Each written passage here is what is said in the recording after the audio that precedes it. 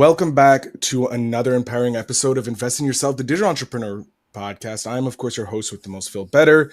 And today we're thrilled to introduce a powerhouse duo who turned their journey from nursing and band teacher to digital trailblazers, providing that no background is a barrier when you have a vision and the right strategies. Today we have Todd and Leah Rae Getz, who are a dynamic mind behind the digitaltrailblazer.com, a platform that's become a lifeline for coaches, consultants, and experts looking to transform their expertise into profitable online courses and coaching programs. Starting without any business prior experience, Todd and Leah use their unique blend of strategic messaging, automated systems, and ethical marketing to build a sustainable family-first business.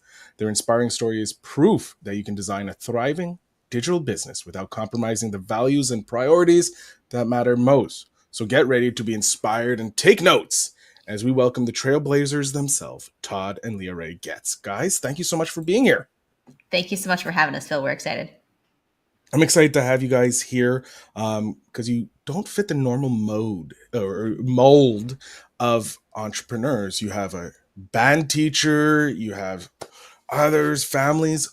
I want to know what made you guys decide to shoo off the 9 to 5 and decide to become digital trailblazers, digital entrepreneurs. Yeah, well, we definitely weren't looking for it. It kind of came upon us, like probably a lot of folks may have experienced. But for us, we had been praying and been married for 10 years, praying for children. And we had really great at that time consulting jobs where we were traveling and we were living in rural Oklahoma. And finally, after 10 years of prayers, our first son was born.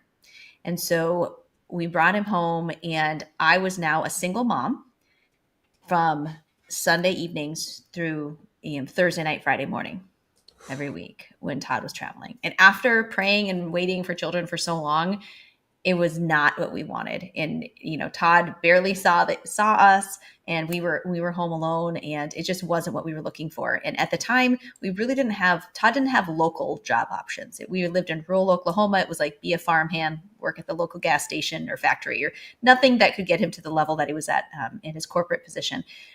So we started exploring things. We kind of fell into, kind of accidentally, like a lot of people, network marketing was a really good, like, dip your toes into entrepreneurship, because I grew up in definitely job security type home, the opposite of entrepreneurship, just security and a job. That was what everything was about.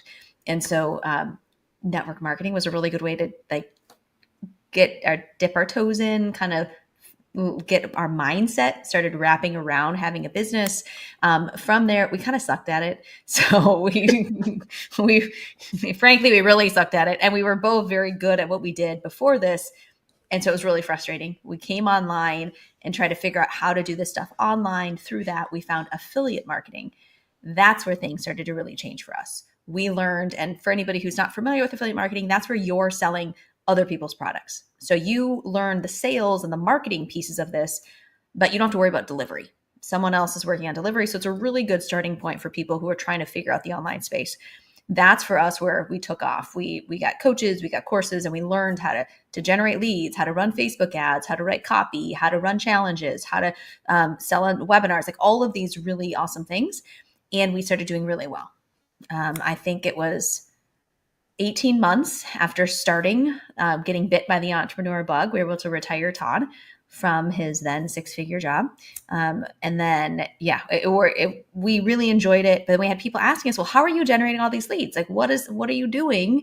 And well, we started putting together a course to teach people how we were generating leads on social media. And that's where it really got magical for us, is leaning into our expertise, what we were really good at, and just sharing that. And since then, like, that's where we went from lower 6 figures in online to our very first 7-figure year. And from that, we really loved that space of leaning into your own expertise. And we started helping other people to make that transition as well. So they weren't chasing all of these shiny objects of opportunities and different things, but like, what are you already good at? And let's put together a business around that to help you have the type of business and the family life and everything else that you're looking for. I love that. Todd, I want to ask you, since Leah Rae was Cardi pretty much already retired, being a single mom, taking care of the kids is difficult. What was it like for you when you finally were able to hand in that like 2 week notice and be like, I'm going to no longer work this job. I'm going to be like a stay-at-home dad. I'm going to be with my family more often. What was that like going through? Like, what were you going through when you had that opportunity come to you? Yeah, that was, well, let me back up because part of this, with the intro, you mentioned I used to be a band director, Leah used to be a nurse, and then, somehow we jumped to, oh, we're flying around the country as consultants. That part of the story in itself was very different because what Leah mentioned about, when we both of us, when we were growing up, it was all about going to college, getting a job, finding that security, and then retiring after 40 years or whatever.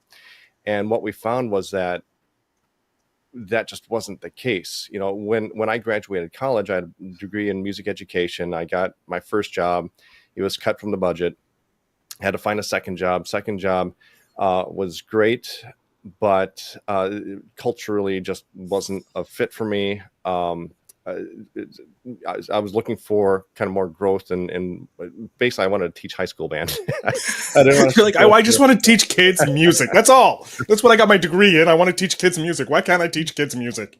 Yeah, and so I found another job teaching high school, which is what I wanted, and it seemed like the perfect position. And then after my first year there, that one got cut as well.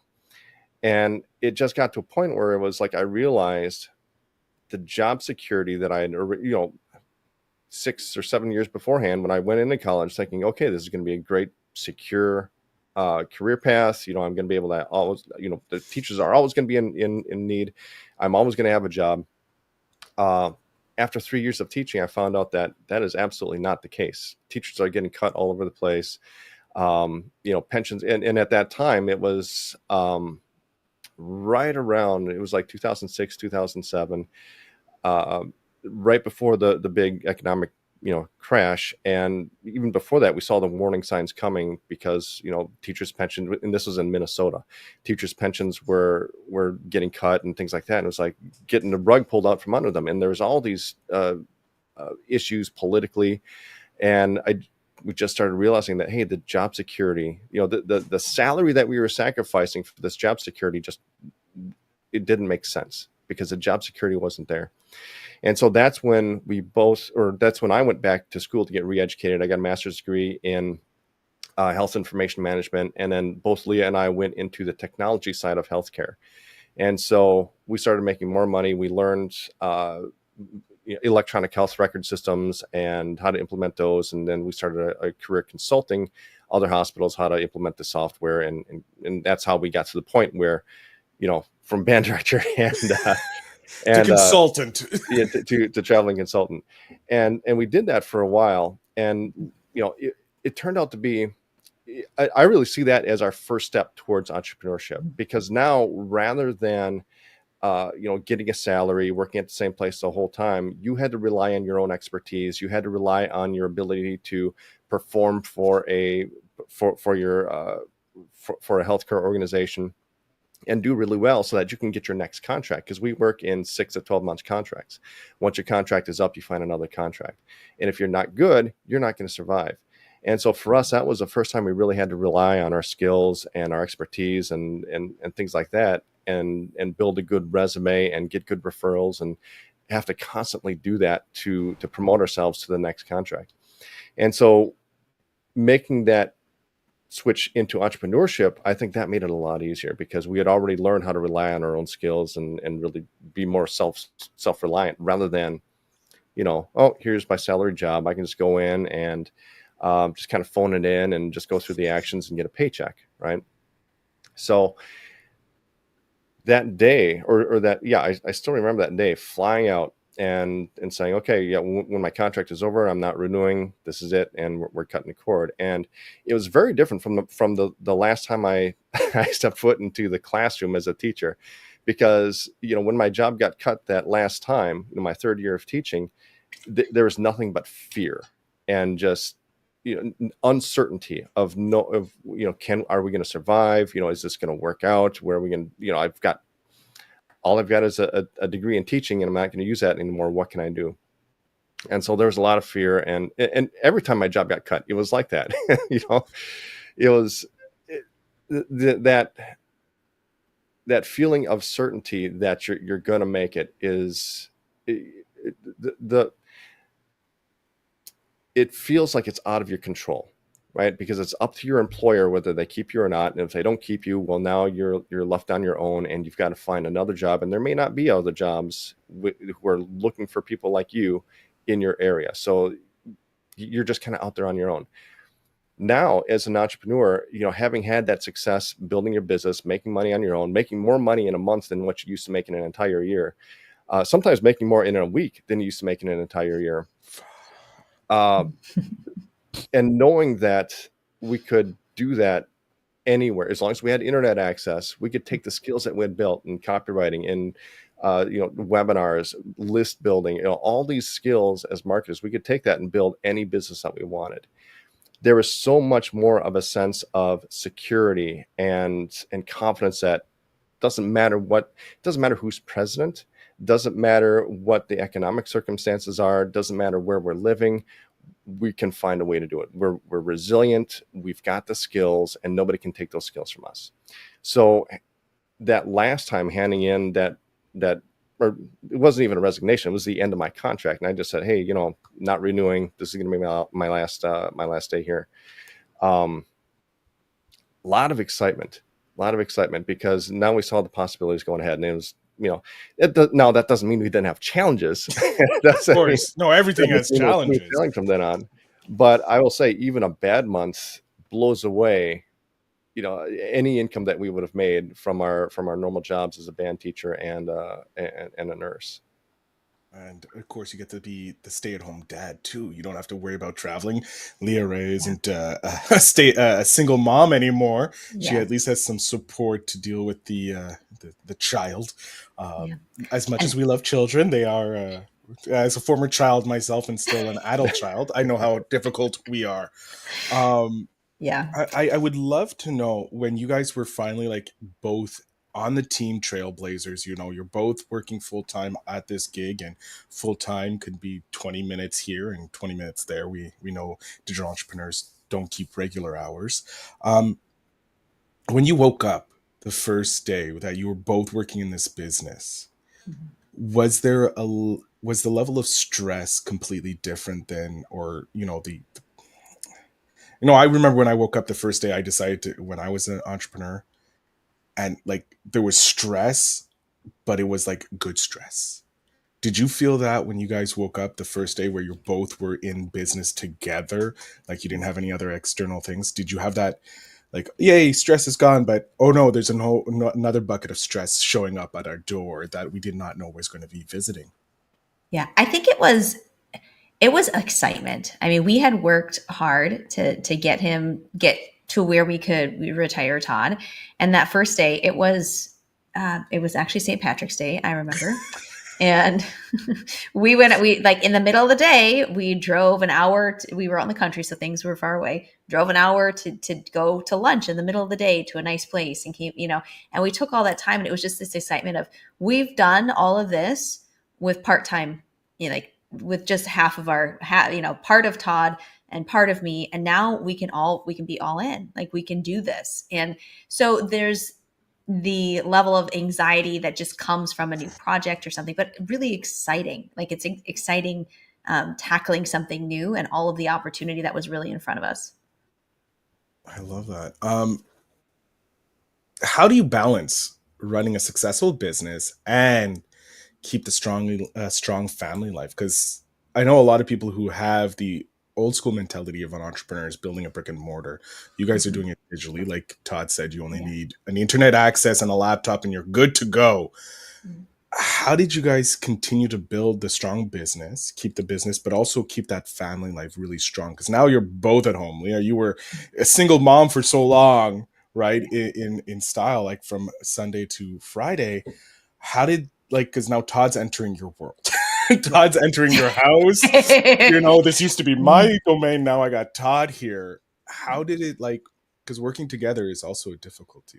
So how did you keep that separate? Because now you're both at home, whereas before there was some separation. Now you're both at home working full-time in the business, but also want to keep your family strong and not detrimental because of the business.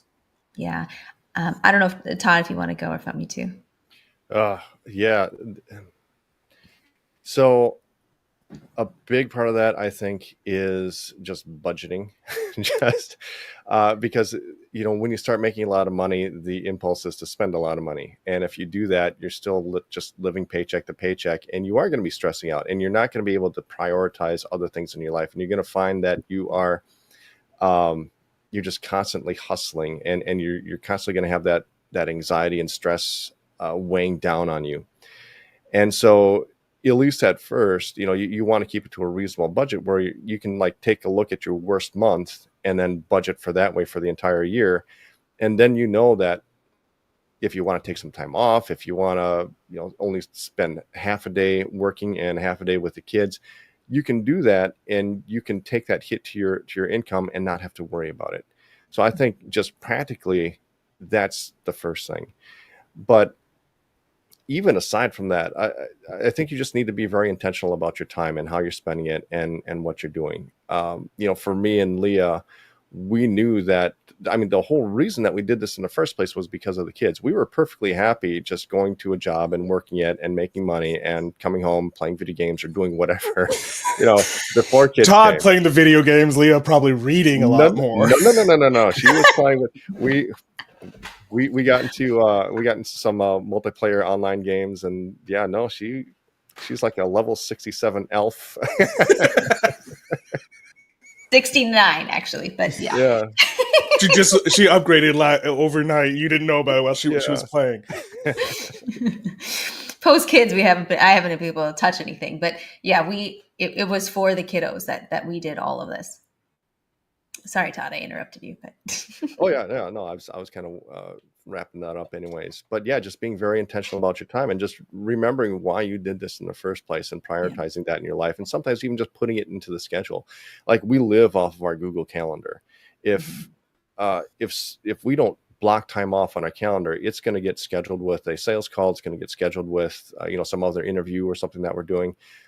Those things get put on our calendar by either by one of our setters or by us or just by an automated system. So if we don't block it off, then it's going to get filled up. So for us, we block it off on our calendar, and that's how we know when we're spending our time or what we're spending our time on and when we're doing it. Yeah, I think that's really important. And we've currently we do a hybrid model with school. So some homeschool, some at school. That has been helpful for us because we are busy, and pure homeschool was a little rough to stay on top of.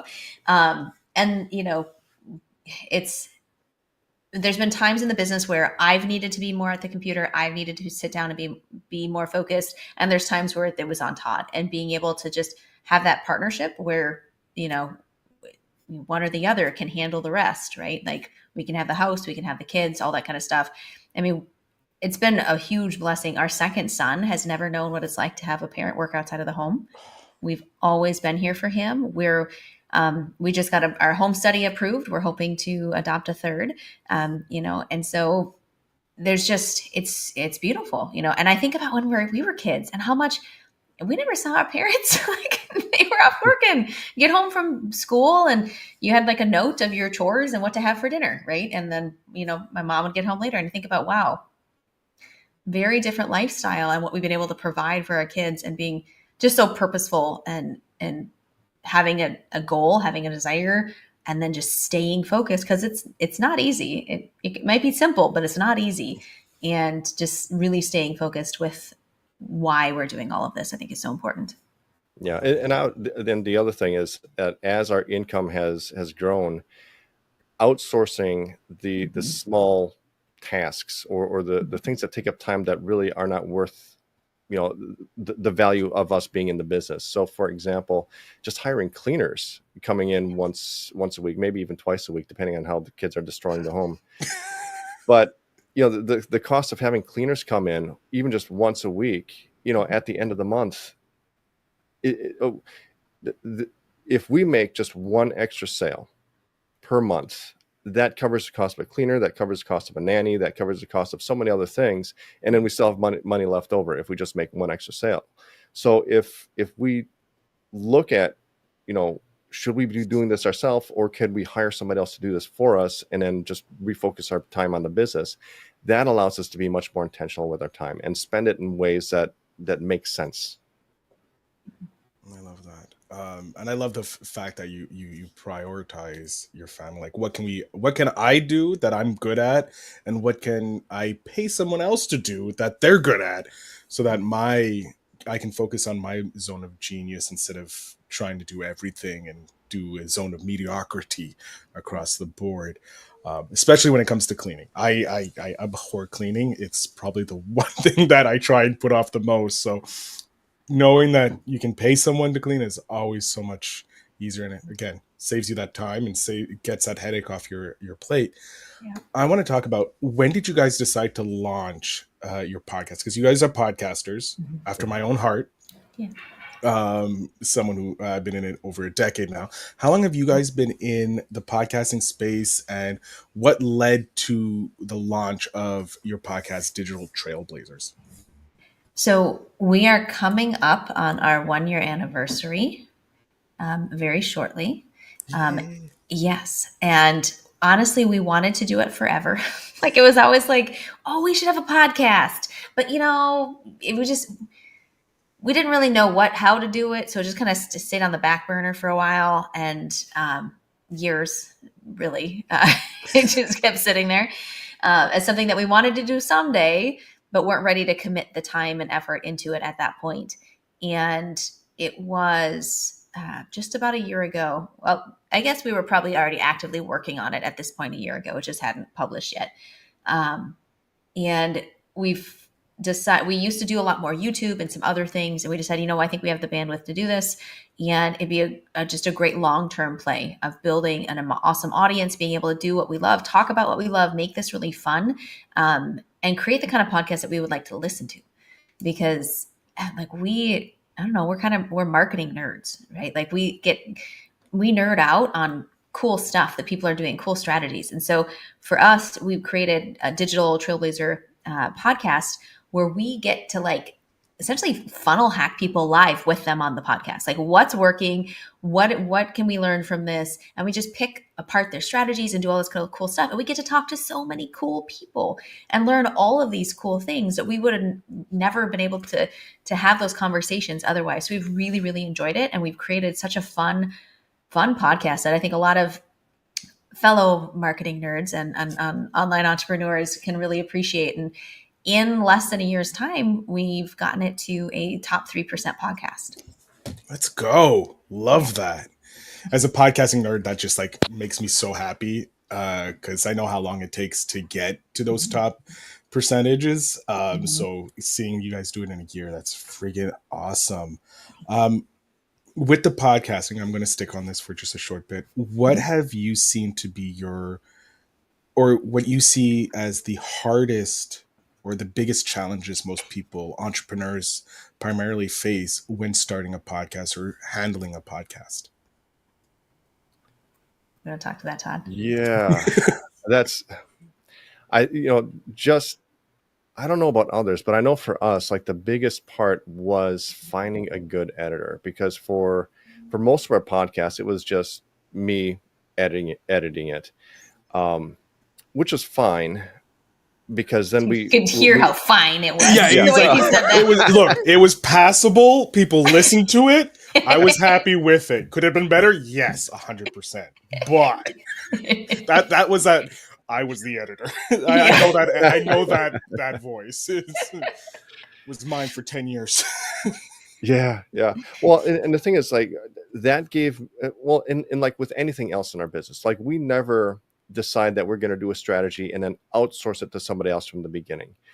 Mm-hmm. For us, if you're going to be a successful entrepreneur, if you're going to be successful with something in your business, you need to learn it first Once you've learned it, you've established the process, then you can hand it off to somebody else. You can train them in, and then they're going to do it the way that you want it done.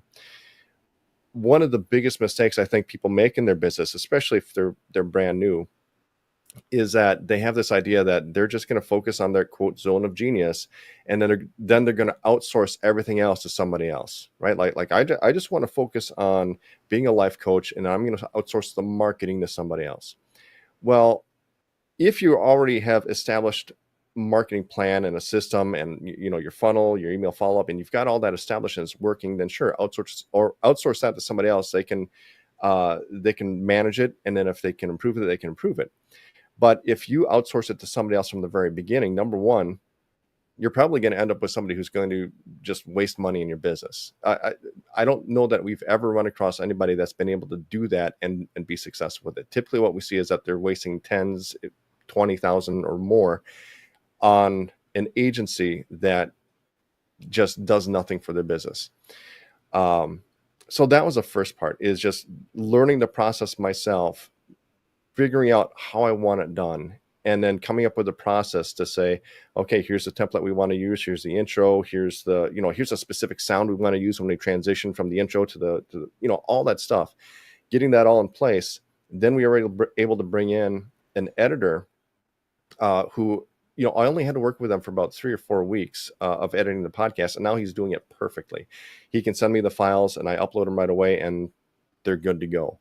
But if I hadn't done that in the first place, it would have been a lot of trial and error trying to find somebody who's going to do it the way that I like it. And, who knows what they would have given me back, right? Mm-hmm. So that's just kind of been the way that we've run our business, no matter what strategy we're doing, whether that's, putting together a lead generation funnel, doing a webinar, hiring a VA to manage the social media, bringing on call centers, bringing on closers, all those things in our business. We made sure that we had to learn it first so that we could establish a process that we were happy with, that we knew worked, and then we could easily bring people on and train them up and make sure that they're going to do a good job. Otherwise, you're just setting those people up to fail. I love that. No, it's true. You got to know, you have to get your hands dirty before you can, pay someone else to clean the dirt off your hands. With the podcast, what's the one thing that you feel that you've learned so much from it? From either your guests, doing the podcast, like becoming a podcaster, if you will, producing a podcast, anything inside the podcast world. What do you feel has been a lesson that you're like, wow, I wasn't expecting to learn that? I know for me, and Leah may have a different answer, but for me, when we kind of first went into this, we kind of had the thought that, entrepreneurship, coaches, course creators, it's a small world, right? Like we're networked with people, and the people that we kind of know, those are people who are successful, and that's kind of it. Doing this podcast and doing it in interview style and bringing other people on to tell their stories, we're finding out that coaches, course creators, it's huge. Like, this industry is huge, full of people who are making 6 figures, multiple 6 figures, 7 figures, sometimes even more. People that we've never heard of, that we've never seen before, and they just keep coming in. There's so many of them, and there's so many people being successful with this that we just had no idea. And so that was the first eye-opening thing that we figured out with our podcast, because when we decided that we were going to do this, we were like, oh my goodness, how are we ever going to find guests? Are we going to find enough to fill? And they just keep coming in. By dozens a week are applying to be on the podcast. So I don't think we'll ever run out of guests to tell their stories and to tell show us their strategies and their funnels. So that was number one. Number two is that having interviewed about 100 people at this point, and looking at their businesses and what they're doing, so many people who have found success on their own without learning from each other, right? Everybody else who has found success has had a lot of things that they've done in common. And so that's really helped us to kind of just refine what we're teaching, help to just give us confidence that we're teaching the right thing to our clients. When we can see that, wow, there's all these commonalities, right? Everybody's building an email list. Everybody's doing this for lead generation. A lot of people are doing this when they're in this niche, right? So it really helps us to see what are the commonalities that these other entrepreneurs who are successful, what are they doing to have success, and being able to pass that on to our audience and also to our clients. Oh, I love that. And Leah, what have you learned or surprised you the most from starting this podcast? Yeah, I think something that was kind of a very pleasant surprise was the connections with people. So, I mean, we've been in this for many years, and we have a network of people that we know and talk to and kind of brainstorm with sometimes and have great conversations with.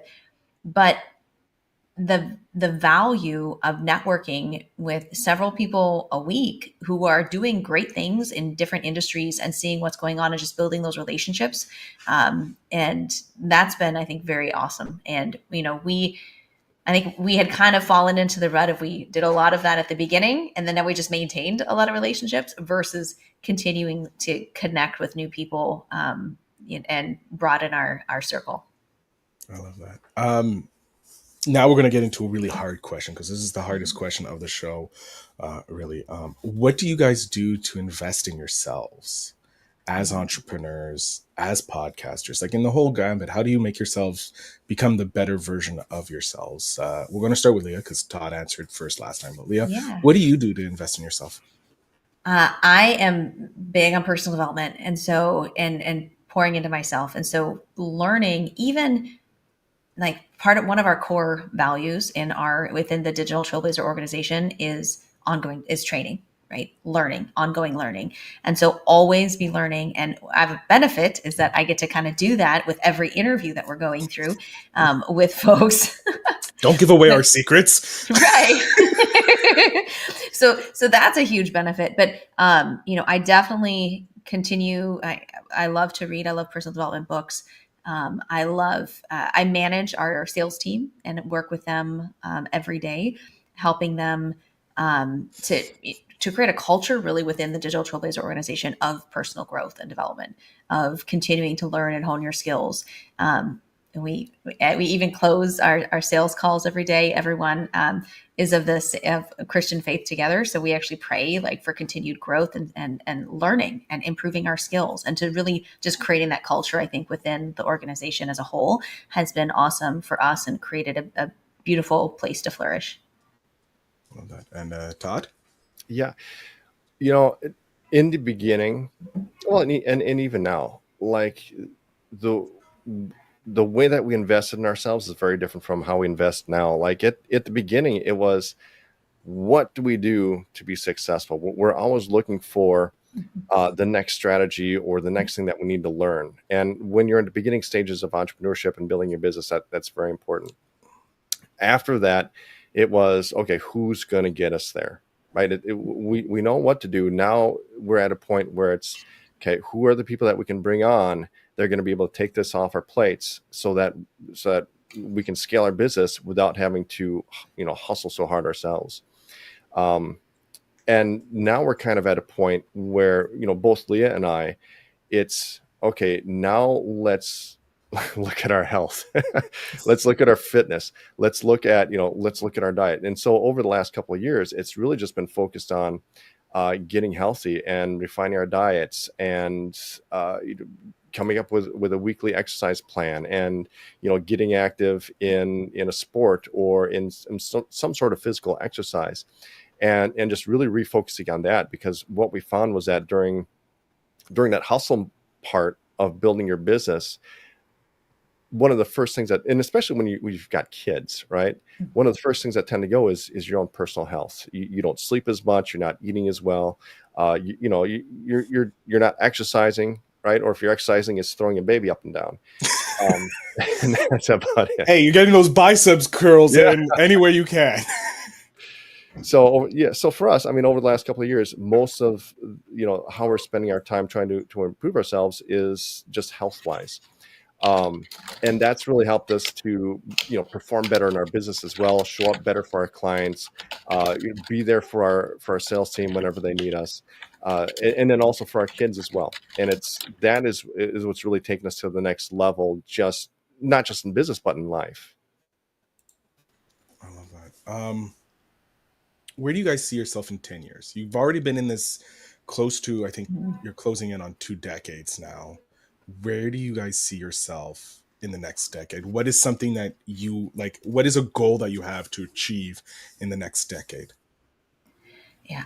I'm leaning in a lot on organic content with the podcast, with the different social platforms, and building, just building, getting really serious or continue to be serious on audience growth and development on an organic stage. We've done a lot in the past with paid traffic, which has served us really well and has allowed us to do some amazing things. But I think for the next phase, it's going to be leaning into organic and creating some more lower ticket, things that we can just drive traffic to and to serve en masse a lot more people and help a lot more people and to give us more time for, baby number 3, whenever she comes. And to me, that's really exciting. I love creating that kind of community. I love creating that sort of environment and content. And to be able to really lean in and just focus on that, I think I'm excited about that. Todd? Oh, in 10 years, I hope to be mostly retired, if not fully retired. You want to switch roles. You want to be the stay-at-home dad while Leah runs the business and is never home. Okay. He's older than me. It's fine. Yeah. Well, I mean, it comes back to that cash flow quadrant from Robert Kiyosaki, right? If you haven't heard of that concept, it's, the 4 different ways that you can make money in life, whether it's you're an employee, whether you're an independent contractor, whether you're a business owner or you're an investor. And for us, making that move from business owner to investor is really kind of like the next stage. It's like, okay, we're making money now. Where do we invest it? Where that money is going to start growing by itself without us having to work for it. And so that's kind of where we want to transition to. Hopefully before 10 years. Like ideally, I'd like to do that within the next 3 to 5, and just be able to live off the investments at some point. But we'll see. However long it takes, it's going to take. Oh, I have no doubt that you guys are going to hit it well before your marks. I'm going to jump off stage here, guys. I want you to oh, wait, no, we have one more question before we do that. Wow, I'm jumping the gun. My most important question.